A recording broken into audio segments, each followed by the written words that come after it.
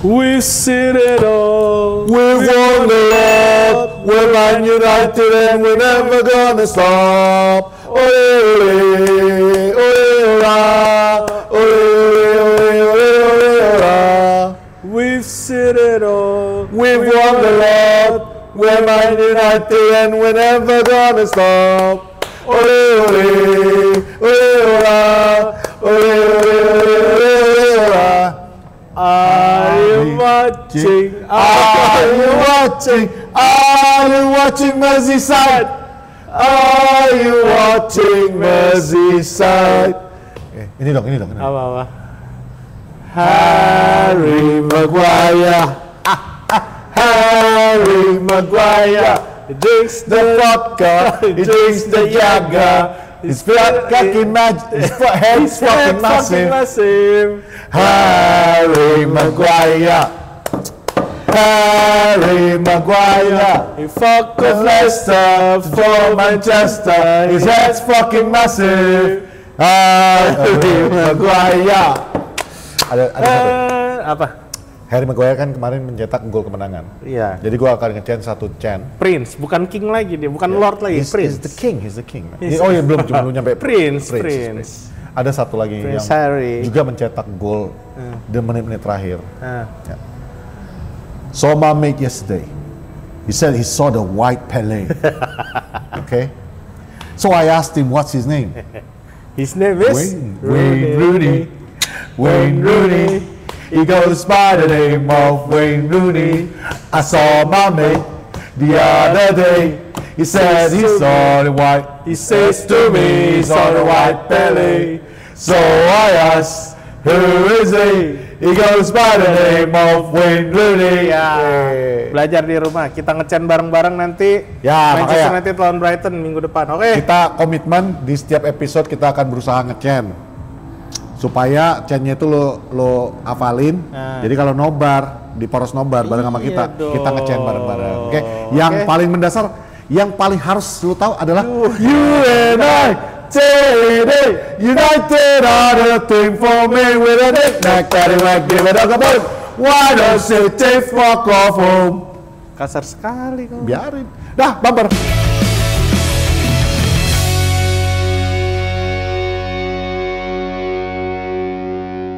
Kembali lagi di Poros Salam bersama saya Patrick Tarigan dan rekan saya Raymond Nemens. Hai. Raymond Nemens. Pada episode kali ini Kita balik lagi ada di Lithium Rooftop. Bar. Ya kita kan di sini mulu. Iya ya. Iya. Tapi kan kita berapa kali di Ada di tempat Bulus. Bulus juga. Iya. Jadi di episode kali ini kita akan berusaha untuk tidak Enggak, gue mau angkuh, gue mau angkuh. Ya udah, gue juga mau angkuh dah. Fuck lah, gue mau angkuh. Kemarin kan, habis nobar, gue bilang sama yang datang-datang nobar tadi malam, gue bilang besok pagi, lu ngantor nggak? Ngantor banget ya. Iya. Lu datang pakai jersey MU, nggak boleh bang ke kantor, pakai aja bodo amat, kan kita MU. Lu jalan sambil pakai yang gini nih. Selamat pagi. Tapi nggak berlaku buat lo yang dari kemarin ngeledek 343. Nggak berlaku bagi lo yang plastik fans yang ya. ngeledek 343. Gua bukan. Yang ngeledek siapa? Gua masalahnya yang ngeledek Ruben Amorim. Yang ngeledek 343. Ya. Yang ngeledek MU lah. Iyalah. Ya iyalah. Lo pakai jersey lain aja lah. Dan itu bukan kita yang bilang. Itu Opa Fergie yang bilang. If you cannot support us when we lose, do not celebrate with us when we win. Tapi kemarin dia sibuk makan coklat. Bagi-bagi lagi sama bagi-bagi sama. Gue bilang kalau menang bebas bet ya.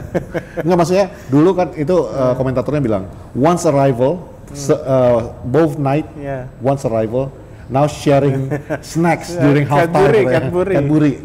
Itu emang enak sih kalau jadi legend ya. Iya, bebas.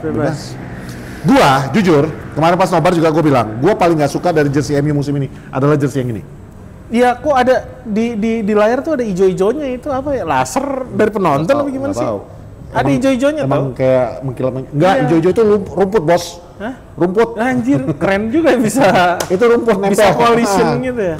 Enggak, jadi ini lo lihat nih, gue pakai baju jersey ini, tapi gue pakai daleman. Gue jarang-jarang mau pakai daleman. Kalau gue pakai Kaos ini. Lu tahu nggak kenapa? Apa? Ini baju transparan.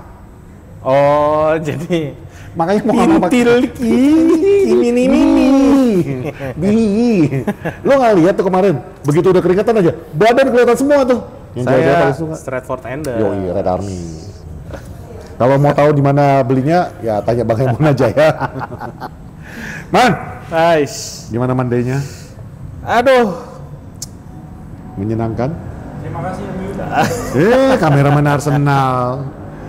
Aduh. Tadi malam dia yang paling bahagia. Sebenarnya gue nggak berharap apa-apa sih, kan gue udah bilang mentalnya udah mental tim papan tengah, apapun yang terjadilah gue bilang. Ya. Cuman ketika kita unggul 1-0 sampai 45 menit Di kayak menit kedua. ini brengsek nih, jangan sampai kalah apa ya. Ibaratnya lu di PHP ya. tiba-tiba muncul mental kayak oh, jangan sampai kalah nih gitu. Jadi emosian. Jujur kemarin 90 menit. Waktu 45 menit kita datang pas waktu kita nge-host di depan, kita tanya, gimana pertandingannya? Gue tanya kan, lu seneng nggak pertandingan ini? Pede nggak? Pada jawab, iya pede bang. 2-0. 2-0. Emon datang ngomong, bohong lu semua, jantungan iya lu pada semua, pada diem.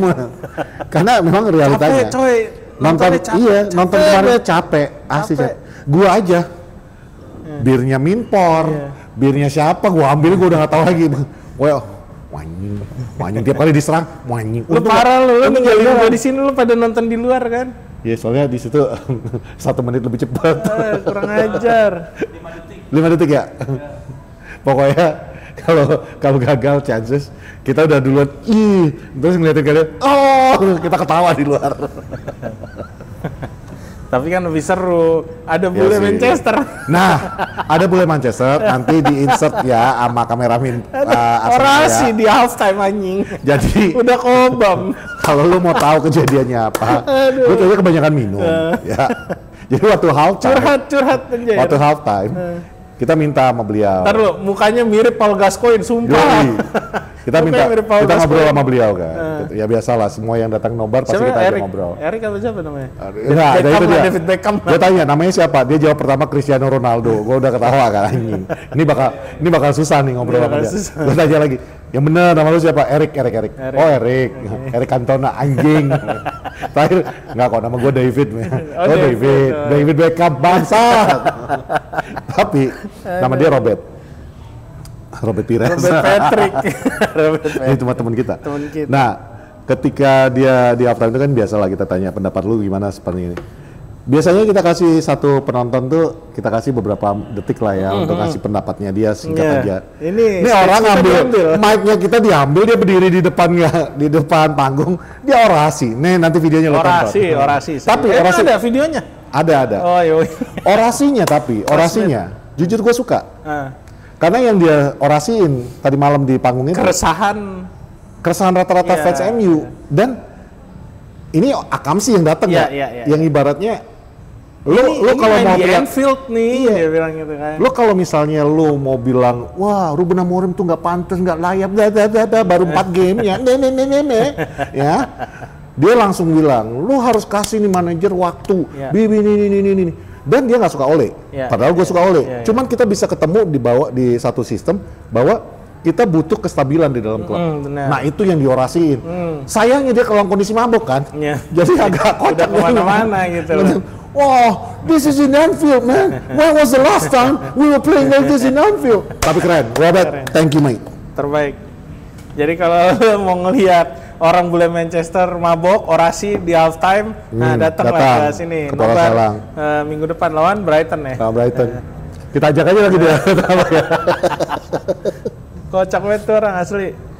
Aduh, jadi apa nih mau dibahas nih? Dia Manchester United lagi, lalu mau angkuh gue. Udah selama ini sakit hati. Gue gimana gitu ya, man? Gue diajarin sama kameramen Arsenal to be humble. Kalau menang itu biasa, Mon. Anjing. Cuman Liverpool. Easy win. Easy win. Tim kecil. Anjing.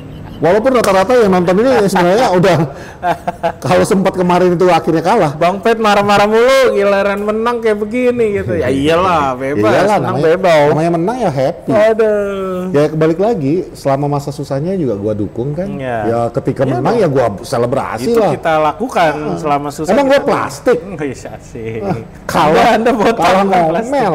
Kalah ngomel menang selebrasi. Aduh, gila. Itu derby keberapa ya? Derby ke 100 berapa? ke-34. Nggak tahu gua. Di Anfield. Derby ke-34 di Anfield. Tapi yang fakta yang gua tahu adalah terakhir kali kita menang di Anfield itu adalah 2016. Di Januari 2016. Wayne Rooney. Itu 3-0. Wayne Rooney. Iya, Wayne Rooney sih. Yang dia sliding ke bawah. Ah, itu 3-0 kan nggak ada. Gua nggak ingat skornya, tapi iya 3-0 kalau nggak salah. Cuman ya maksudnya segitunya arti daripada derby Northwest Derby ini kemarin ya, maksudnya gua ada tadi nggak sengaja ada FYP-nya fans Liverpool yang masuk ke FYP gua. Oh sama, gue juga dari kemarin ada yang nggak tahu lo ya, tapi kalau gue bilangnya ini udah bukan Super Sunday, dia bilang gitu, bukan laga yang patut ditunggu. Cowok ya, sama ada satu akun bola-bolaan gitu, yang akun luar. Ya, kalau yang di gua tuh cewek, dan gue setuju sepakat dengan semua omongan dia, padahal dia fansnya Liverpool ya, bahwa ini bukan sebuah pertandingan yang bisa dianggap enteng. Ya. Mas persetan dengan statistik, persetan dengan semua keadaan Ya mereka, dong, kalau mau udah kayak namanya gitu. peringkat 1, mau namanya satu lagi peringkat 10, 15, berapapun, itu udah nggak ngaruh. Oh, berarti beda. Kalau yang masuk ke gua orangnya angkuh karena dia nggak mau nganggap Manchester United sebagai enggak. rival lagi. Kalau ini dia tetap mengatakan bahwa ketika Northwest Derby ini terjadi, semua statistik, semua Betul, itu yang benar. Forma lu saat ini Jangan mau dilihat gitu. mau menang-menangan terus atau lu mau kalah-kalahan, it doesn't matter. Bahkan dia menambahkan sambil nyindir MU ya, Manchester United might be shit right now, tapi the only time setiap musim, the only time mereka benar-benar muncul to play, they come up to play is when they play Liverpool. Ya. Dan itu kenyataan sih, dan demikian juga dengan Liverpool. Ya kemarin juga harusnya kita menang ya sih, 2-sama. Ya, musim lalu juga 2-sama itu kan gara-gara handsball-nya De Ligt. Harusnya Wasitnya Michael Oliver. Iya. Terus kenapa lu pada protes sekarang? Marah-marahin Michael Oliver. Nggak boleh gitu. yang lucu dibahas. Itu harusnya pelanggaran, permainan dihentikan. Gua ketawa ngakak anjir. Nah, Jelasin Pet, kasih tahu. Buat teman-teman, ya di Coba dalam ngeliat peraturan, replay kali, mungkin di dalam ngeliat peraturan, pasti lihatlah highlight ya kan. Di dalam peraturan, memang clear and obvious foul itu diperbantukan oleh VAR. Jadi kalau wasit hakim utama di lapangan nggak menangkap, VAR akan membantunya. Tapi itu kan juga kejadian di depan Michael Oliver. Ya, nah cuman kan gini, kenapa itu nggak dianggap? Ya kan kalian nanya itu. Sekarang gini, head injury memang harus berhenti pertandingan. Betul. Tapi head injury yang dilakukan oleh misalnya nih Liverpool, buang Manchester United, sama lawan, buang heading kepala dia, permainannya berhenti. Jadi tapi kalau tindakan merugikan lah ya. Tindakan tapi merugikan. kalau namanya temen yang nge-heading temen, bukan heading, ngikut. iya, itu mah nggak diberhentiin bos. Kalau emang itu diberhentiin, kayak minta Arne Slot kan ngomong tuh, maunya. Gue yang tadinya masih respect sama dia, hilang respect gue otomatis. Yang ibaratnya ngomongnya, itu head injury. Seharusnya VAR mencek lagi dan menghentikan pertandingan dan yang menganulir golnya Mbeumo katanya kan. Bos, kalau emang caranya itu diperbolehkan, besok nih, lawan nih ya, datang nyerang MU nih. MU kan kalau udah di belakang udah kalap nih ya, udah Harry Maguire datangin aja satu De Ligt mau potonjok tuh kepala De Ligt tuh, jatuh, head injury, berhenti dong, pressure udah selesai. Tuh, jadi kalau itu logikanya ya, itu make sense menurut gua. Ya kalau logikanya, kalau lu nanya kenapa kemarin itu tidak dihentikan dan tidak dianulir golnya Mbeumo, sesimpel itu aja. Karena insidennya yang terjadi adalah Van Dijk ngesikut McAllister. Dan kejadian juga McAllister yang nyamperin sikutnya Van Dijk. Bukan sengaja, intinya koalisi yang terjadi tanpa disengaja antara satu tim. Dan yang jatuh adalah korban yang nyetak gol. Makanya gue bilang, ya sama aja kayak kejadian. Masalahnya di mana? Gitu. Kejadian yang barusan tadi kita search yang gue salah pemain. 2004 2007 aja. 2007 Masih ya? Masih salah. 2007 2007. Manchester United ketemu AC Milan. Nah, Ya. Itu Heinze ditabrak sama Patrice Evra. Iya. Kakak dapat bolanya. iya. Ya nggak salah. Jadi maksudnya Patrice Evra bagus mau ngambil bola atas, cuman dia lupa kalau Heinze sudah nempel Kakak. Jadi yang terjadi Kakak nunduk. Kakak nunduk. Tabrakan lah tuh Nah, dua manusia. Sebenarnya posisi Kakak dengan nunduk itu kan sebenarnya kalau kita mau masuk ke regulation itu juga membahayakan sebenarnya. Iya, Tapi nggak bisa. Kenapa? Karena yang nyamperin yang Evra. nyamperin Evra nabrak Heinze. Kakak bebas bikin gol ke gawangnya. Bolanya Van der Sar. jatuh bebas, mereka berdua jatuh. Jadi ya sama kayak kemarin. Sama kayak kemarin kurang lebih. Cuman bedanya kalau kemarin kan ada lapisan pertahanan yang harusnya bisa mencegah gol itu terjadi. Even Van Dijk bisa mencegah itu. Cuman kan Van Dijk gue salutnya, bukan salut maksudnya, gue senangnya ngelihat Van Dijk itu. salut. Gak ada salut. Ini kalau fans Liverpool kasih rese nih Bang Fet nih, gue lagi benci banget sama Van Dijk ini. Iya enggak, tapi Van Dijk itu sebenarnya kemarin itu dia masih mau ngejar lah ya. Ya selayaknya back kelas dunia. Back kelas dunia. Cuman yang terjadi adalah dia ngejar tapi di belakang Buemo. Udah gitu dia nggak ngejar sampai terakhir. Dia cuma ngikutin doang, ngebayangin doang. Dia nggak nyangka kalau Buemo langsung syuting kan. Iya, Dipikir mungkin ditarik di passing. Karena kan bola bukan di Buemo pada waktu dia ngejar. Bola masih ada di Amat. Lah, lu ngapain ngejarin Buemo di depan lu? Lu kan harusnya di depannya nutupin Buemo untuk kemana? Cuman ya itu gol pertama. Ya itu udah diprotes tuh ya, udah diprotes ya. Terus yang kedua Amad Diallo dong, dibilang Amad Diallo dulu atau Amad Diallo dulu. Amad Diallo dibilang handsball. Nah, apa perlu kita ingatkan lagi peraturan? Ada namanya hands to ball, yang artinya lu menggunakan tangan tubuh lu untuk mencegah bola datang, atau merubah bola, ya, merubah bola, atau ball to hand, ya bola yang datangin tangan. Karena kalau misalnya lu bilang lagi itu juga handball, which is Arne Slot mengatakannya, ya besok ya udah nggak usah nendang ke gawang, nendang ke tangan lu ini aja, jadi ball to hand. Nah, untuk membedakannya seperti apa? Sorry, gue potong dikit. Tapi di awal-awal musim Bruno ada di Manchester United, wasit ngelihat triknya Bruno itu, dia sering melakukan itu, makanya kita ada 2-3 kali dapat penalti karena dia nendang bola ke arah tangan lawan. Itu bisa gue jelasin, Mon. Salah satu untuk mengakhiri perdebatan itu adalah wasit kan udah menyatakan dan pemain juga udah tahu. Tangan tidak boleh bergerak, harus nempel ke dada pokoknya nempel ke bagian tubuh lah. Betul. Antara kalau ke sampingnya berarti udah begini aja terus lu. Atau kalau misalnya lu begini, ya udah begini terus. Begini. Jadi kalau misalnya ditendang pun ke tangan lu pada saat begini, lu nggak dianggap handsball. Itu betul. Selama tangan lu tuh nggak ikutan kayak gini. Yang dilakukan Bruno, dia ngarahin bola ke tangan lawan yang terentang.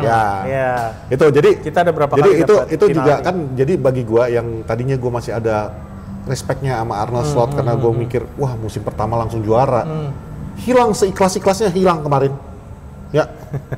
Ikhlas gua menghilangkan respect gua masih respect sama Jurgen Klopp, tapi sama Arne Slot gini loh, lu kalah ya udah lu akuin aja kalah, selesai, nggak usah pakai alasan. Tuh ada orang ini terus nggak cukup untuk Arne Slot memprotes tentang handsball. Lammens juga harus diprotes. Harusnya. Itu jelas-jelas kalau nggak salah sih Gravenberch ya. Jadi dia mau passing bola mau passing bola dari bawah, antara mau passing bola atau dia ngayun bola lah. Intinya bolanya tangannya diganggu sama kaki lawan. Kalau nggak salah Gravenberch atau Isak gitu. Bola lepas, diambil lagi dong. Semua protes katanya. Itu bola udah dilepas, kenapa ditangkap lagi di dalam kotak penalti. Yang lu yang nabrak kan. Enggak, jadi luar biasa lah intinya gini, wajar. Derby, bos. For me, when a manager starts to make excuse, gue udah nggak respect. Tapi bukan berarti di situ berhenti respect gue. Kalau next game lu bisa lebih baik ya gua mungkin maksudnya manajer harusnya bisa lebih mengerti. Iya dong. Jurgen Klopp aja tahu. Jurgen Klopp juga pernah melakukan blunder kok komplain tentang rumput itu, gue ingat banget. Cuman after that dia juga membuktikan diri bahwa gue bisa kok tanpa komplain juga. Nah ya tinggal Arne Slot aja. Ya, which is nggak ngaruh dalam hidup gue juga ya. Gue secara gue juara di Anfield. Kiss dulu ah.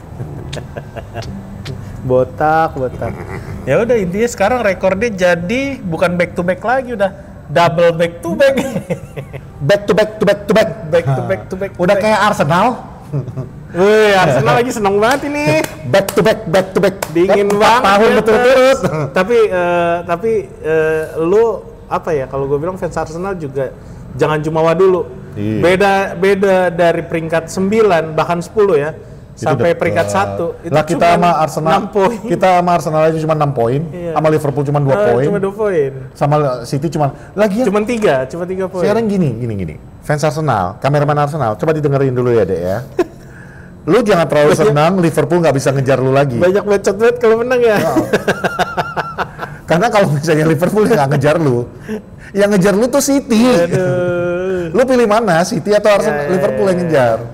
Kemarin gue bilang sama dia, sama kameraman kan, wah ini kalau udah menang kayak gini bang, thank you. Liverpool nggak akan bisa ngejar, ini udah blunder dia, gini. Apalah, apa lu bilang apa? Emosi dia. Iya, thank you MU. Selisihnya sekarang 6. Sekarang lumayan, nah kan gitu kan. Terus gue dalam hati gue cuma mikir gini. Dia sadar nggak yang ngejar dia berikutnya adalah City? Iya.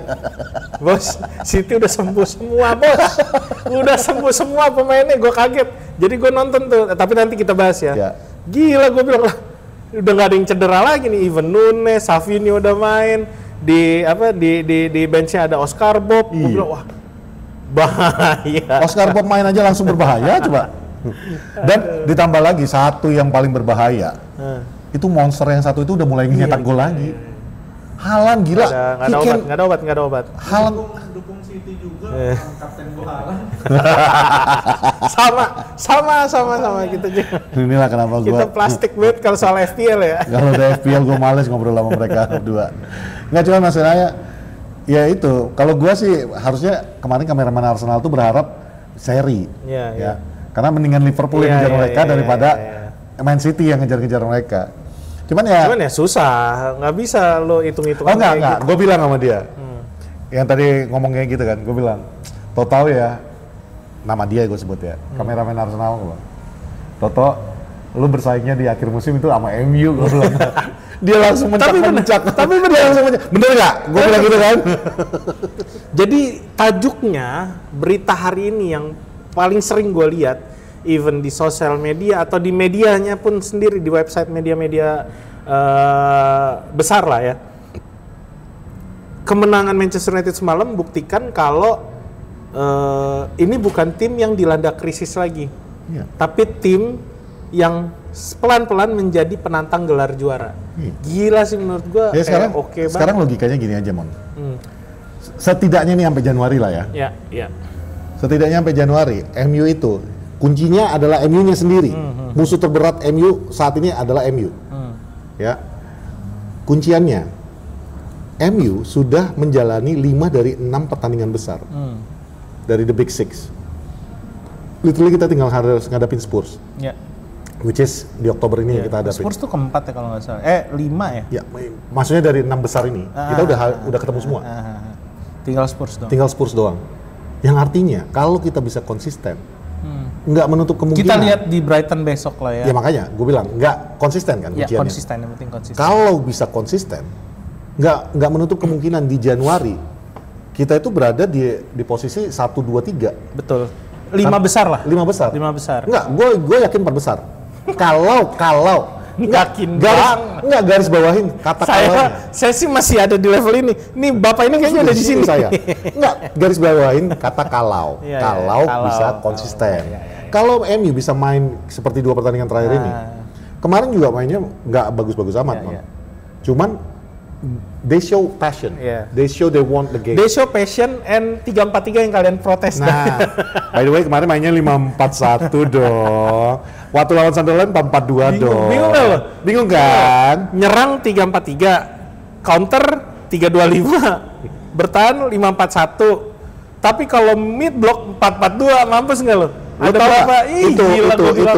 Itulah yang dinamakan Tapi- sistem, bukan formasi. Iya, sistem. Sistem Tiba-tiba perubahan. gitu loh. Berubahnya Fleksibel. itu fleksibilitasnya itu. Gue suka. Jadi tiba-tiba jadi 5 back, tiba-tiba jadi 4 back. Itu yang menurut gue kayak ya harusnya kayak gini nih. Cuman masanya cuman tetap ada satu orang tolol yang yang masih kayaknya nggak ngerti gitu. Itu emang atlet lempar lembing doang itu. Anjing. sebel banget. Gila, gue baru kemarin kayaknya nobar sepanjang pertandingan tuh gue maki-maki satu pemain itu. Manchester- Onana aja dulu, gue nggak sampai semaki-maki itu. Kemarin gue asli maki-maki banget. Manchester United kehilangan counter attack 6 kali. Cuman gara-gara satu orang. Gue nggak mau sebut namanya. Diurawat, Tolol. jago bolot. 6 kali coba kita bisa counter. Itu ada hubungan keluarga kali sama Haji Bolot ya? Enggak, jangan. Kagak, MU lagi jerang, dia bingung sendiri. Iya, dia bingung Abis itu sendiri. nanti MU lagi bertahan, dia balik jalan kaki. Asli, menit Maksud terakhir gua- dia jalan kaki, Mon. Ada beberapa kali kita dikepung di sisi kanan di tempatnya dia. Buang bola, orang mah kalau pinter ya, orang profesional. Orang Tarkam juga tahu lah itu buang bola aja udah ke pinggir. Nggak, lu tinggal marking orang yang mau ada lemparan ke dalam. Di passing bolanya pelan. Aduh, gue bilang gila. Kok ada Ada yang satu nama lagi yang kemarin, gua fansnya dia. Jersey gua 2, gua tempel nama dia. Ya. Cuman tadi malam asli gua kesel banget. Siapa? Gua sampai nge-tweet tuh. Bang Blog Bruno, shit. Bang, Oh, Bang Bang Bruno itu udah capek, Bang Ruben diganti kali Bang Ruben. Boleh lah. Puji Tapi Tuhan akhirnya diganti diganti sama Maino, Maino. cuman udah telat menurut gua. Dia nggak telat sih, Mon. Cuman maksud gua di situ juga gua Iya, kalau dia Gua diganti dari awal nggak ada tuh golnya Harry. iya, gua terbukti juga selama ini dugaan gua. Kenapa Maino tuh jarang banget dimainkan sama Ruben Amorim? Memang dia nggak ready, men. Dan kemarin tuh terlihat. Dia oke, dia bisa maju mundur apa semua itu ngebayangin pemain lawan. Tapi untuk option dia untuk membuka kreativitas pemain-pemain depan itu dia nggak ada. Itu yang Bruno juga sekarang berkurang ya gara-gara ditarik ke posisi 6. Ya, ketika di babak kedua menit 70 dia ngelakuin beberapa kesalahan karena dia udah ditarik Tarik makin ke ke enam. belakang kan, Iya, jadi makin jadi defender midfielder. Casemiro nggak Karena ada. Ugarte dimasukin, Iya. jadi mau nggak mau dia harus cover Ugarte-nya lagi. Ruben Amorim gua rasa sadar kalau Ugarte pivotnya nggak bagus. Yap. Jadi ya better Bruno. Cuman masalahnya Bruno lagi capek disuruh jadi double pivot kan. Ya, kemarin salah passing kan. Itulah gue ambil kata-kata dari Aun ya. Aun itu pernah bilang, Aun. ada teman kita Aun di Bandung dia, Oh. di box. Cuman si Aun tuh bilang kunci daripada sebuah tim, perubahan dari sebuah tim itu kadang-kadang hanya di satu orang. Kita lihat dulu Liverpool. Ketika datang Alisson, itu tuh jadi. Dan gue bilang, selama ini yang gue teriak-teriakin, Onana itu bukan kiper, gue bilang kan. Iya emang. Begitu Onana Nggak bisa, diganti Lamens, dan balik lagi, bener dugaan teori konspirasi gue dulu. Ketika kiper udah bisa diandalkan, pemain tuh bener-bener bisa fokus pada pekerjaannya sendiri. Benar. Back menjaga, Jadi lebih nyaman. midfielder Cuman ada satu orang doang yang tolol, yang kagak sadar kalau kipernya udah bagus sekarang. bahkan show aja tumen-tumennya udah jadi bener. Show tuh udah nggak narik terlalu ke dalam. Dia ke dalam dong, gua ngerti. Aduh, Ya karena dia udah Nggak percaya. paham lagi, gua nggak paham. Gue udah punya kiper yang beneran. Kiper beneran tuh Liverpool. Ya udah. Intinya dari semuanya itu sebelumnya kita mau kasih kredit buat Saint Lemens lagi-lagi. Yoi. Luar biasa. Use Walaupun nggak- Michael in disguise. Use Michael in this guys. Tahu nanti blunder kebobolan 4 gol. Bodoh. Tapi kemarin kan udah jelas, gila lu. Nah, dia bagus. Semua bola yang melenceng itu karena dia berhasil nutup arah bola ke gawang itu dengan baik. Contohnya lo lihat Salah. Itu dia Salah udah bingung, wah ketutup jalur tembak Makanya gua. bolanya dia Iya, nyampe dia ke mungkin atas. maksudnya mau chip, cuman antara chip sama placing, jadi kesana bolanya, kemana-mana. Cuman Saint Lemens gue yang salah satu paling gue salutin tadi malam adalah ketika dia bola crossing, dia udah dihimpit sama pemain-pemain Liverpool, dia berani loncat dan nangkep bola. Itu bagi gue anak bocah umur 23 tahun, mentalnya itu udah kayak kiper yang udah bertahun-tahun. Dan dia main. bisa marahin pemain belakang kayak De Ligt, dia bisa marahin Luke Shaw yang Maguire diomelin. Ya intinya dari semua penjelasan itu kita banyak yang mau kita bahas, apalagi soal Liverpool kenapa mereka bisa gagal. Bukan gagal sih kalau gue bilang, ini gue bukannya ada di sisinya Liverpool, tapi memang mereka malam kemarin nggak beruntung. Gua kalau jauh dari kata beruntung lah intinya. Tiang kita bagus banget. Iya. Kemarin tuh kita main nggak cuma pakai satu kiper, dua. Lemen sama tiang. Sama tiang. Cuman bener. Atas pinggir. Iya, gue setuju sama lu. Ya. Liverpool kemarin bermain baik. Ya, sangat baik. Tidak seperti yang seharusnya yang kita ekspektasi dari sebuah tim seperti Liverpool juara musim lalu. MU makanya gue salut juga lihat MU, ya lu benar-benar bisa membuat mereka itu tidak banyak berbuat. Tapi ketika mereka dapat kesempatan, ya itu dia. Kalau Gakpo 3 kali kena nggak beruntung. Iya, nggak beruntung. Ya, maksudnya angka balik lagi. Statistik angka ngabong 64% lawan 36%. Dan ditambah, Mon. Gakpo itu benar-benar yang namanya sial tuh harus main di bunga tuh. Harus main di bunga dia. 2 kali kena tiang. 2 kali kena tiang. Heading, open header, dia away from the goal. Iya. Ya, jadi kena tiang atas. Enggak, keluar jauh. Yang heading heading yang delit yang udah open lah, udah tinggal dia sama gawang. Ya, makanya itu kan itu air. There is kayak kata Ruben Amorim, sometimes luck is very important in football katanya kan. Yang kemarin itu kita mendapatkan Lady Luck bersama kita. Ya, Dewi Fortuna lagi bersama kita. Semoga sampai akhir musim, amin. Semoga amin. Dan tapi jangan ngandelin luck terus dong. Nah itu yang dilakukan Fergie. Iya juga sih. Cuma maksudnya Fortunanya gila-gila. Gue ngerti kenapa orang bilang Liverpool nih, ini yang kita sering banter-banteran lah ya, yang kita ejek-ejekin lu spending that much money, uang sebesar itu, British transfer record dipecahin apa semua, tapi hasilnya kayak gini gitu loh. Sebenarnya ini cuma masalah waktu. Yang sering kita omongin tentang MU, sebenarnya ini yang dirasakan sama Liverpool saat ini. Ketika lu merombak tim, itu nggak bisa begitu lu jadikan semua jadi semua. Itu juga yang kita omongin tentang Burnley. Dan sekarang terbukti kan Burnley seperti apa. Sunderland, which is mungkin agak di luar ekspektasi. Lu tonton. Dua-duanya menang sekarang. Nggak, maksud gue tuh, mereka kan, kalau Sunderland kan sekarang ini di posisi atas nih. Burnley kan di bawah. Luton Town lah salah satu contoh, yang satu lagi mereka belanja. Nottingham Forest. Yang musim dimana mereka terancam degradasi, lu nggak bisa beli begitu banyak pemain langsung jadi itu tim. Betul. Untuk kasusnya Liverpool, problem mereka tuh adalah kehilangan Robertson dan TAA at the same time. Walaupun Robertson is still there, cuman plus yang gue tadi ngomong sama Patrick juga, itu kalau masih ada almarhum Diogo Jota, lain ceritanya kemarin tuh. Mungkin habis kita. Dan ditambah lagi performa dari McAllister juga sedang menurun. Gravenberch juga nggak seperti musim lalu. Mungkin keganggu karena kepalanya udah bocor. Bisa jadi. Cuma enggak, the thing is, mereka juga sedang dalam proses. Makanya gue agak kaget ketika gue ngelihat FYP beberapa fans Liverpool yang mengatakan Arne Slot should go. Bagi gue itu kocak. Ini manajer yang musim pertama, yang musim lalu nggak belanja apa-apa dan membawa kalian juara ke-20, menyamakan sesuatu yang kami banggakan bertahun-tahun. Lu minta itu dipecat, ya kita mah senang-senang aja. Kalau perlu kita mah happy-happy aja. Ganti Ange Postecoglou. Nah, itu jago pelatih. Jago itu Ange. Sumpah jago. 8 game lah, no win. Nggak, cuman ya bagi gua, it takes time untuk sebuah klub itu bisa menjadi klik lah ya. Jadi ya maksud gua tuh, give him time, jangan, dan ini bukan kayak kalian ya, yang Ruben Amorim mesti karena kalian mau ngejek. Ini enggak, gue literally ngomong bener bahwa lu jangan terlalu cepat menyatakan bahwa Slot bukan the right man for the job, karena he has proven it, dia sudah membuktikan bahwa dia is the right man. Cuman saat ini ya, it takes time untuk kalian bisa. Baru 4 kali. Ya, baru 4. Nanti kalau udah 8 kali berturut-turut baru kalian mulai protes. Ya? Telat dong Bang. Kan Januari Bang. Intinya kita tinggalkan dulu. Ada berita yang menarik. Ange Postecoglou dipecat lagi. Ange Postecoglou dipecat lagi. Itu nanti belum. Mau jadi ini pengganti Arne Slot. Intinya ada berita menarik. Sebenarnya gue jadi ada sedikit harapan karena gue ngelihat berita ini datang dari orang yang emang nggak pernah bikin prank, orang yang nggak pernah bikin berita aneh-aneh lah. Ibaratnya itu datang dari promotor tinjunya Arab Saudi yang lumayan udah ada nama lah, terkenal, namanya Al Sheikh.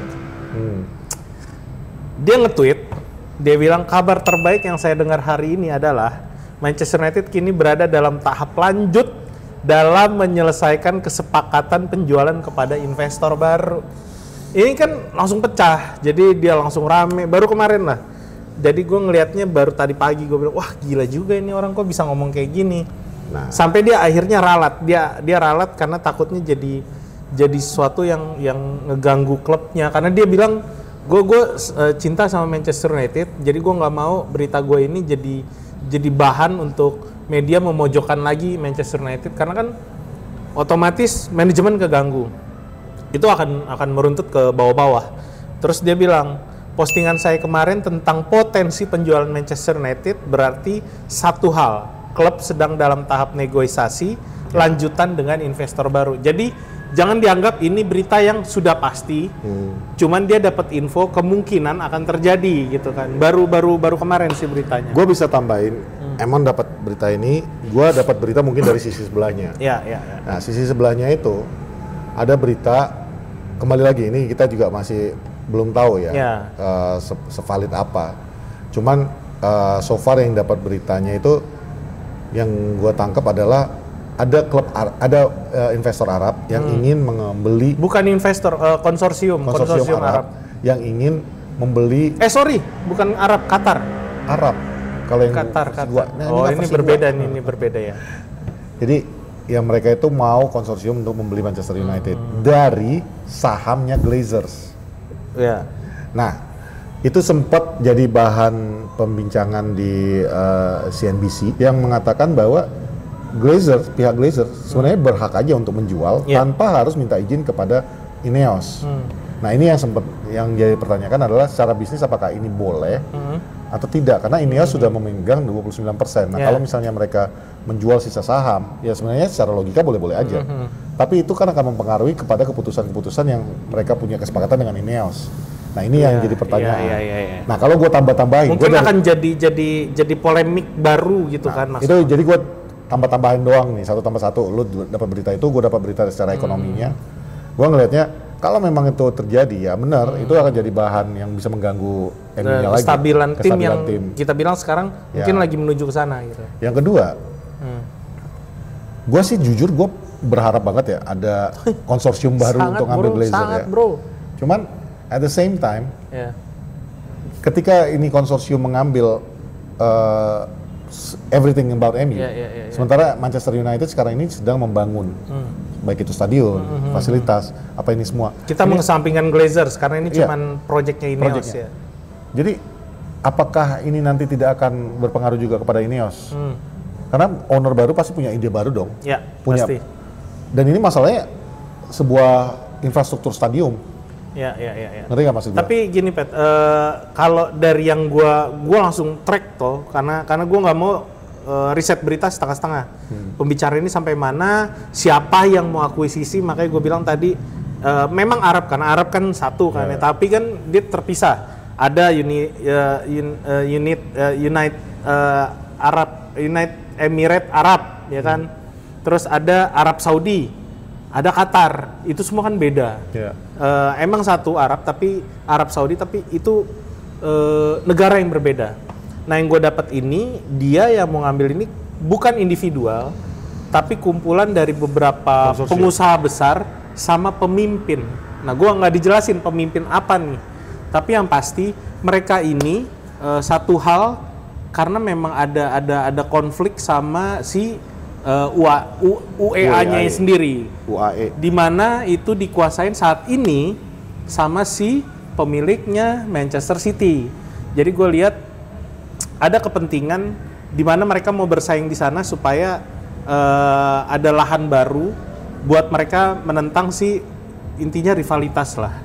Jadi gue ngelihatnya si Sheikh Mansur ini ternyata punya rival bisnis yang sangat kuat di Qatar. Jadi Qatar itu ternyata berselisih sama WA. Ini dari yang gue cari ya. Nah, itu sih lebih ke politik. Gue baca tuh gue semakin pusing karena tujuannya udah agak keluar dari ranah sepak bola. Tapi apa yang mau mereka lakukan ke Manchester United adalah pure mereka ingin melihat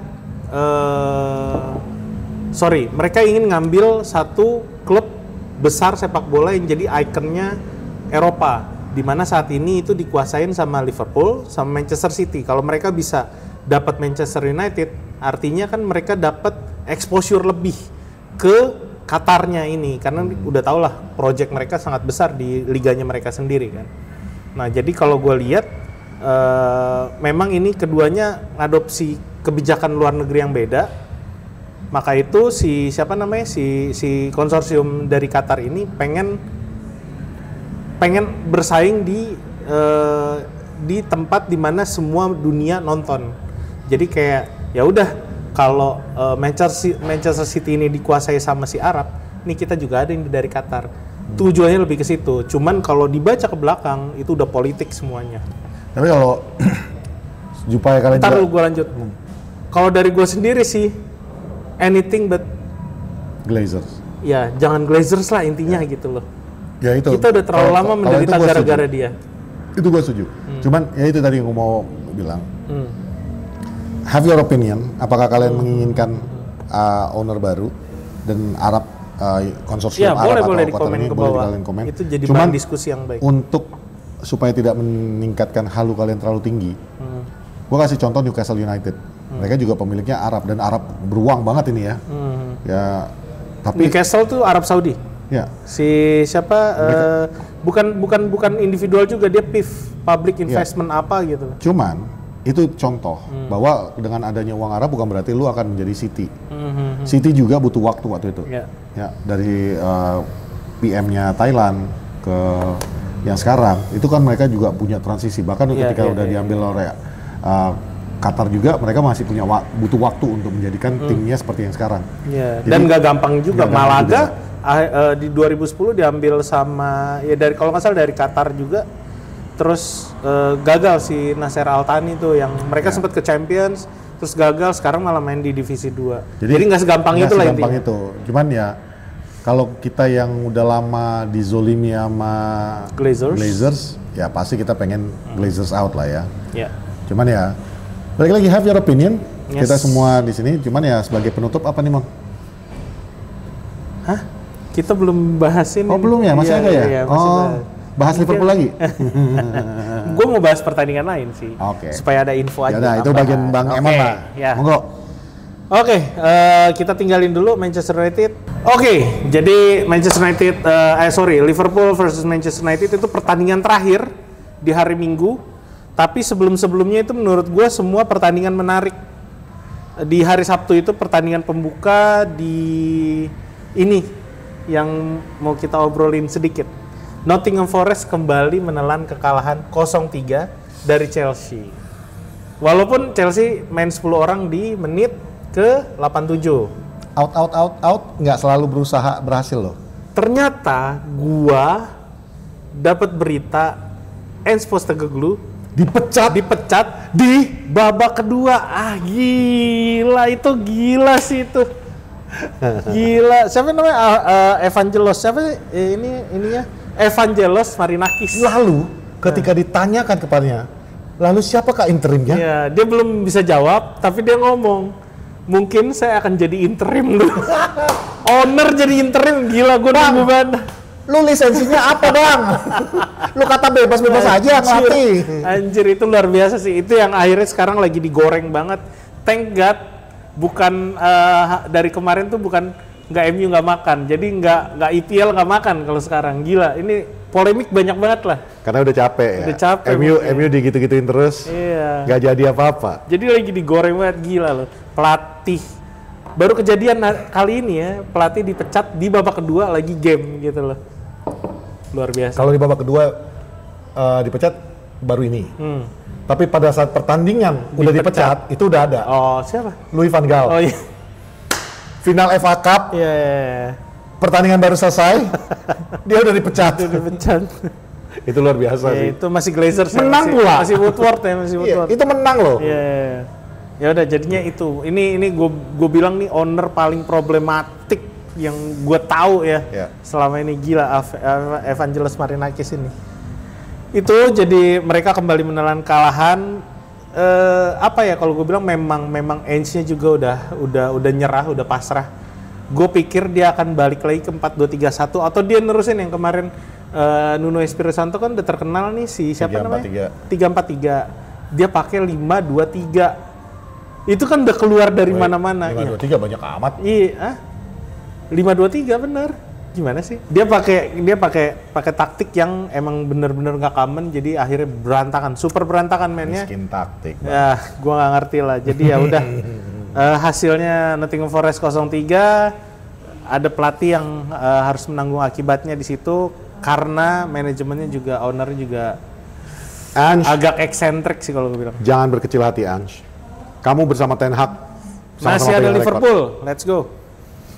Enggak dong, kan sama-sama pegang rekor nih. Gue kan fans Liverpool pengen Arne Slot Oh dipecat. iya, Ten Hag aja, bagus. Pertandingan kedua, Brighton lawan Newcastle yang menurut gue juga oke banget. Kita sempat, enggak ya, gue datang ke sini sempat nonton ya. Skornya 2-1, menang Fabian Nuzler, yang gue bilang racikannya dia yang terbaru ini mulai menunjukkan hasil. Ini pemain-pemain barunya dia kayak Yasin Asari, Maxim de Cooper, Diego Gomez, digabung sama pemain-pemain yang udah ada. Bahkan kemarin untuk meladeni permainan cepatnya Newcastle, dia ganti Mitoma sama si Diego Gomez yang menurut gue wah gila sih. Terus yang kalian suka si siapa, Carlos Baleba, lu luar biasa sih mainnya kemarin. Memang. Gila. Baleba mah kelas of his own. Dan tetap si Nick Walter Medi dia nyetak gol lagi. 3 game 3 gol. Dan cakep lagi golnya Walter Medi. Iya, keren banget. Lanjut Brighton sekarang naik ke posisi 10 dari 12. Newcastle nggak jadi nempel Manchester United, dia dari 11 turun ke 13. Burnley versus Leeds, nah ini udah kita bisa tebak. Burnley yang luar biasa, sekarang dia naik dari 18 ke 17. Leeds masih stay di 15 karena kalah telak 2-0 yang gue bilang dari babak pertama mereka nguasain pertandingan, tapi babak kedua si Scott Parker bisa adaptasi permainannya si Daniel Farke. Dia bikin 4-2-3-1 berubah jadi 4-3-3, menang 2-0. Lanjut, nah ini yang kemarin lu bilang seru, Crystal Palace lawan Bournemouth. Yoi. Gila. Semenyo bro. Semenyo bro. Gila itu dah. Semenyo Mateta bro. Kok Mateta? Kok Semenyo sih Mateta? Enggak, kalau dari Bournemouth, Semenyo masih belum ada obat kalau gue bilang. Matetanya sih gila. Mateta sih gila. Walaupun hat-tricknya dengan penalti ya, cuman tetap aja ya. Dia sebenarnya 4 gol. Karena satu dianulir ya. Iya. Dia bikin gol cepat sebenarnya. Crystal Palace turun dari posisi 6 ke 8. Persis di atas Manchester United dengan poin sama 13. Dan Bournemouth ini pencapaian terbaiknya Andoni Iraola. Dia 3 besar akhirnya. Luar biasa sih. Padahal itu seru ya, 2-0 duluan, baru dibalap sama Crystal Palace 2-2. Gue nontonnya itu, gue mikir ini bakal nggak berimbang lah ya. Maksudnya, we're talking about a club yang juga. Siapa nih Crystal Palace? Bukan, Bournemouth ya. Bournemouth. Maksudnya lo kan banyak juga kehilangan pemain. Crystal Palace juga lagi bagus-bagusnya formnya. Perform di Selhurst Park kan maksudnya. Tapi ya itu, it was a beautiful game. It was an open game. Betul-betul kayak nggak ada yang bertahan. Balik lagi 3-4-2-1 itu dipakai sama Oliver Glasner. Sukses. Yang sekarang bisa diadaptasi nih pemain-pemain bagus, kecuali yang satu pemain tolol. Iya. Oke, next game Manchester City ini. Ada obat. Ini juga toko apoteknya tutup. 2-0 atas Everton. Di 5 menit dia cetak 2 gol. Haaland ini benar-benar manusia dari planet lain, seriously. Dan cara dia mencetak golnya itu juga kayak udah hafalan gitu loh. Kayak kalau zaman dulu kita main basket, ada satu titik di mana lu kalau udah loncat nembak masuk aja udah pasti. Ya itu Haaland. Masalahnya titik dia banyak banget. Jadi Manchester City sekarang dari posisi 5 mengganggu posisinya Arsenal di posisi 2. Tuh jadi Spurs sama Liverpool turun karena Liverpool kemarin kalah. Liverpool kalah bang? Sama siapa kalah ya? Dari tim papan tengah. Papan tengah. Iya. Astaga. Sian. Sakitan kali ya. Everton turun dari posisi 8 ke posisi 12 itu disalip Aston Villa, Manchester United sama Brighton. Yang lucunya, gue tambahin fun fact di situ barusan gue ingat. Setelah Manchester United mengalahkan Liverpool, Everton nge-tweet. Terima kasih. Terima kasih Galatasaray. dari komunitas supporternya tuh. Semua disebutin RT RW itu. Terima kasih Crystal Palace, terima kasih Galatasaray, terima kasih Chelsea. Bukan. Terima kasih dari komunitas fansnya dari beberapa RT RW lah. Dan itu kan juga dia nyebutin yang besar ini dulu ya. Abis itu dia ucapin lanjutin semuanya yang di bawah-bawah. Gue mikir anjing ini sargornya parah. Lu kan juga kalah ya. Tapi seenggaknya dia udah nggak di on top lagi lah, mungkin gitu pemikirannya. Ya udah akhirnya David Moyes emang harus mengakui kalau Pep Guardiola dengan pemain semua yang sehat udah balik lagi bermain overpower sih kalau menurut gua. Next, Sunderland. Nah ini yang kasihan Wolverhampton gua nggak tahu sih udah Wolves sudah selesai. Nggak ada. Lagian lu ngapain sih pakai baju tertentu yang nggak jelas itu, warnanya nggak banget sumpah. Ngapain juga coba? Yang warna Tosca itu ya. Iya. Terus angka lu City. Emang City Tosca? Ya kan biru langit kan. Ini hijau Tosca. Hijau Tosca ya. Jadi mirip lah. Siapa ya? Nggak ada ya. Biasanya kiper yang pakai baju kayak itu. Kiper ya. Itu kayak ngeliat 11 kiper main.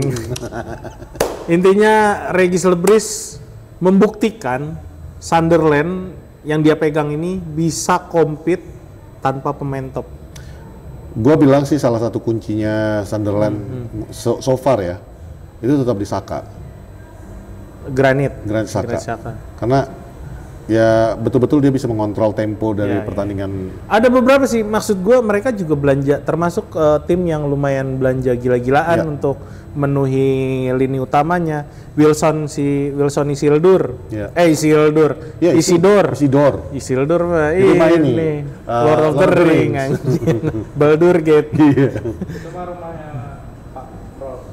Itu Sindor. Terus dia ngebawa Chris Rick 8. Itu tuh formasi apa?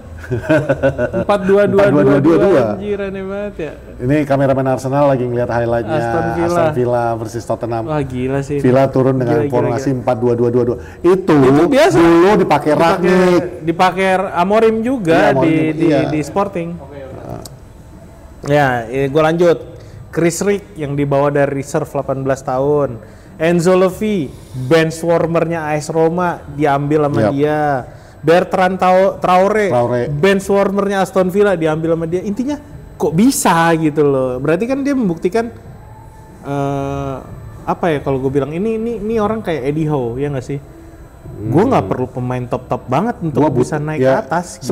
Sebenarnya kan semua manajer juga gitu. Yang penting gue butuh pemain yang bisa cocok sama gue, adaptasi dengan sistemnya gue. Ya udah, akhirnya Sunderland naik ke posisi 7, dia di atas Manchester United. Ini promosi loh, bro.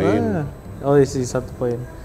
Wolverhampton masih stay 20 yang menurut gua kalau memang dia belum juga sih, ini kan masih game week 8. Ya, tapi susah. Kalau dia nggak ada perubahan ganti signifikan pemain atau nggak ada perubahan signifikan, Januari dia mungkin nggak belanja pemain. Ini udah selesai sih, ini selesai lebih dulu buat. Gua bisa ngomong kayak gini karena gue teringat Southampton musim lalu. Oh ya, karena ketika lu nggak melakukan perubahan drastis sebelum Januari ini, you're not going anywhere. Karena memang sekarang masih game ke-8. Tapi bagi mereka EPL bro. Iya, dan bagi mereka yang sedang di zona degradasi dengan selisih poin yang lumayan jauh, kalau lu nggak bikin perubahan drastis sekarang, it's over.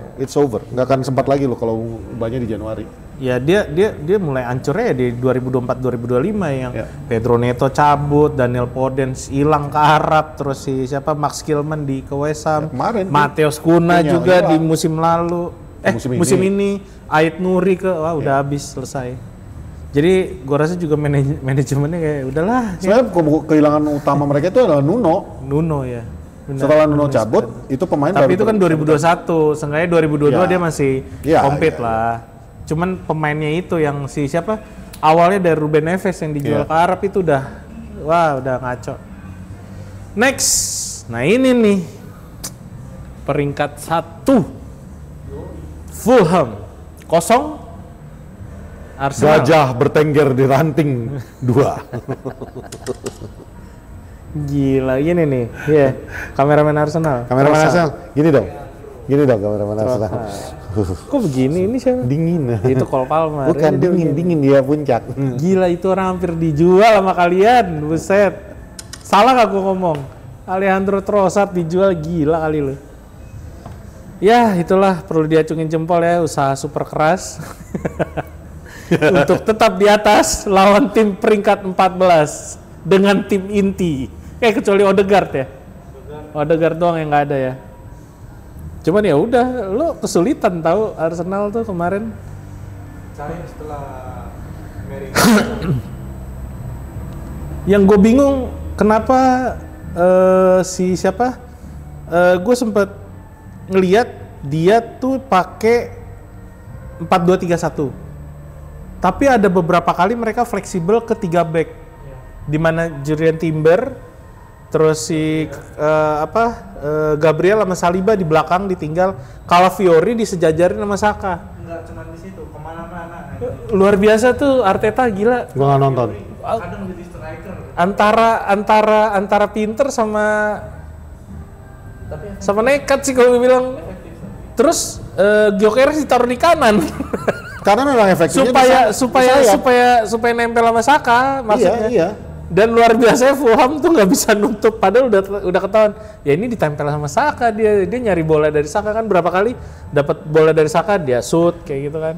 Kan kameraman Arsenal nggak mau percaya sama gua. Dari awal udah gue bilang Gyökeres tuh lebih efektif mainnya dari samping, dari sayap. Enggak, ini center kanan, kanan. Dari center kanan, tapi dia mainnya dari samping kan. Kagak di Gua tengah. nggak nonton sih Di kemarin. tengah. minusnya tuh cuman apa ya? Terbiasa main false line, terus wingernya maruk semua. Jadi kalau gue lihat dari match kemarin jarang Umpan. ada crossing yang Iya, intinya ini gue ngeliat inovasinya Arteta yang gue nggak yakin. Sorry ya, gue tetap nggak yakin Arsenal bisa juara. Kalau kalian bilang semua ini tim juara nih, inovasinya dia tuh nggak masuk di nalar gitu loh, ngerubah formasi ketika udah bagus mau ngapain lagi gitu kan. Dia 5 kali ya menang beruntun ya. Di game kelima lawan Fulham yang menurut gue Fulham bagus loh dari sisi defendernya. Kita pernah bahas, bener, kita aja kewalahan, kesannya kita lebih baik. yang ngalahin Liverpool bos, bebas. Ya bebas dong. Ya. Cuman ya itulah intinya. kameraman Arsenal kali ini gua di pihak lu kok, kameraman Arsenal. Gua jujur kalau memang Liverpool udah nggak sanggup lagi ngejar Arsenal nanti, gue juga nggak mau Man City yang juara. Oh iya. Mendingan Arsenal yang juara. Ya. Itu bahaya sih tapi. Gua nggak peduli mereka mau sesongong apa, Iya, mendingan daripada Arsenal yang satu jadi 2-1, Cuman ya yang satu lagi nempel makin dekat. intinya yang dilakukan Arteta ini udah, ya itulah maksud gua. Gua nggak tahu akan bertahan sampai berapa lama. Maksud gua yang orang awam aja kayak gue bisa ngelihat nih dari mana sih arah bolanya. Saka terus. Kalau enggak ya Calafiori muncul dari mana-mana. Trossard yang ganggu. Masa ya dalam 2-3 pertandingan ke depan itu nggak bisa dimatiin kan gitu. Iya. Maksud gua. Oke. Itulah Premier League ya. Pertandingan di hari Minggu, Tottenham Hotspur 1, Aston Villa. Ini yang gue bilang dari awal. Mereka itu di awal musim tuh kehilangan Amado Onana, John McGinn, Boubacar Kamara, Andres Garcia, Ross Barkley, bahkan Emi Martinez nggak dipercaya sama Unai Emery. Ya, sempat. Morgan Rogers juga di awal musim mau cabut, berantakan nih tim. Makanya kayak begitu mainnya. Tapi gue kan pernah bilang, ini kalau tim full tim, gila.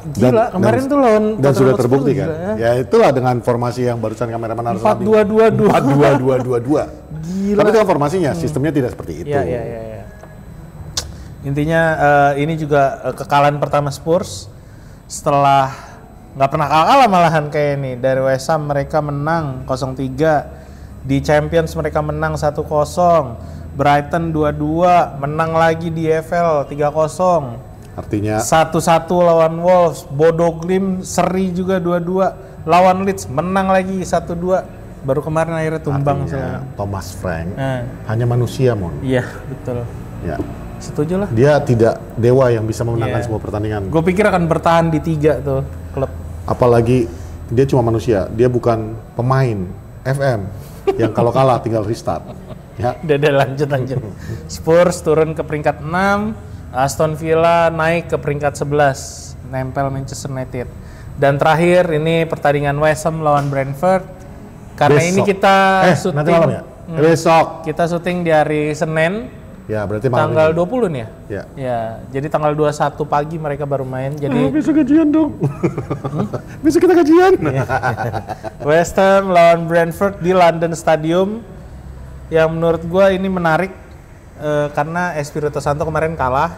Jadi apa yang akan dilakukan sama Nuno di West Ham yang baru ini sekarang? Ya kita ngeliat kalau misalnya memang dia bisa ngerubah, Januari dia dapat pemain tepat, berubah ini West Ham. Gue jujur berharap West Ham besok menang. Lawan Brentford. Ya. Kenapa? Karena itu akan menjadi tamparan setampar-tamparnya kepada Nottingham Forest. Oh iya betul. Bahwa West Ham yang juga lagi bermasalah Iya. bisa Bisa dibuat menang. dirubah sama Nuno Espirito Santo. Kalau mereka menang. Jadi ya kembali lagi untuk penutupnya Mon, Ya. gue cuma mau bilang kita belajar dari kasus Nuno Espirito Santos bahwa and Friends. tidak selamanya solusi out itu adalah sebuah solusi. Kameramen Arsenal. Kameramen Arsenal begini-begini tadi. Gue udah mau nutup loh padahal. Tidak selamanya ganti-ganti manajer itu adalah sebuah solusi. Yes. Ange Postecoglou, Ange. Ange. Kebanyakan nongkrong sama Pak Pro sama Minter nih. Sange. Nggak, jadi yang kita pelajari dari kejadian ini adalah butuh waktu untuk membentuk sebuah tim. Dan ketika tim itu sudah mulai terbentuk, jangan lu fans plastik sok-sokan lebih pinter daripada mereka yang berlisensi. Mau gue sebut lu sekarang sebagai owner Nottingham Forest? Siapa namanya? Evangelos 1.0. Itu Mau Evangelion. lu ya itu Evangelion. Gak nyambung. Gua anak Gundam. Evangelos Marinakis. Nah, lu mau? Oh, orangnya Nani. Oh, pantes. Jadi jangan sampai gua sebut kalian sebagai Evangelion, whatever lah. Ya. Rusuh nih anaknya. Ya. Udah itu aja lah. Gak bisa fokus gua sih langsat. Iya. Lu bikin kayak gini tuh lu ngerti gak artinya apa? Kita ketemu lagi nanti pembahasan Brighton ya. Ya. Next Oke. game? Oh, jangan lupa. Apa? Hah? Apa? Ntar lu potong dulu apa? Nobar, oh iya. Iya. Jangan lupa kita bikin nobar terus di Lithium Rooftop Bar. Semua klub kita siarin, khususnya Manchester United nanti kita nobar lagi di sini. Dan para rival ketika ketemu lama United datang aja. Kemarin fans Liverpool datang. Banyak. Kita ladenin dengan baik. Iya, dan Sampai dia naik sofa, naik meja. Yang lain kali juga sopan-sopan dikit lah ya Bang. Ya. Cuman kita juga nggak marah, kita biarin. Iya. Karena dia lagi merayakan kemenangannya. Iya. Jadi masuk ke golnya dia. Seri. Waktu itu kan menyamakan masih kedudukan. menyamakan kedudukan. Jadi bagi gua, Lithium Rooftop Bar ini kita sediakan untuk kalian yang mencintai bola. Iya. Kita sama-sama nobar di sini. Rivalitas kita sebagai fans itu cuma di 90 menit. Iya, Sisanya kita semua berteman. Terakhir jangan lupa Poros Salang X Travel Renjana Travel membuka tour Old Trafford. di tanggal 5 sampai Lu tambahin 10 hari. ya itulah ya pokoknya. 15. Pokoknya kita mau nonton pertandingan antara Manchester United versus Tottenham Hotspur. Untuk info lebih lengkapnya bisa cek ke Instagramnya Poros Salang atau Instagramnya Renjana Travel. Dah itu aja dari kami. Demikian berita seputar sepak bola Premier League minggu ini. Are you watching? Saya Patrick Tarigan Dan saya Are you watching Merseyside? mengucapkan 2-1. Bye. Salam 2-1. Bye. 1-2. 12. Bye. 1-2. Yang mana yang mau? Dah.